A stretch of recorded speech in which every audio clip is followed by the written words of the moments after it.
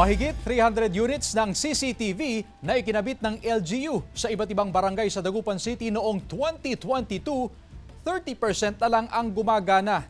Naritong report. 16 na CCTV units ang nakakabit sa iba't ibang lugar sa Barangay Tapwak, Dagupan City.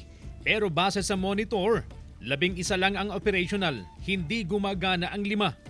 Ang mga CCTV camera, bahagi raw ng proyekto ng LGU na natapos Abril noong 2022. So ang nangyari dyan, yung mga iba talagang may kalumaan na, and then yung mga wirings medyo naputol-putol na rin.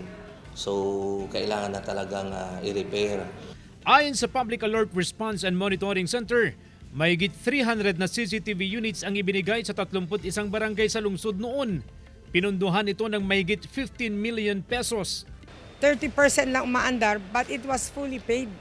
Nagsagawa na raw ng inspeksyon ang Commission on Audit upang malaman kung ano ang naging problema.